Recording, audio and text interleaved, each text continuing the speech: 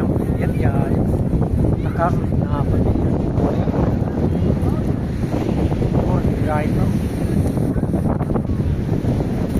Взял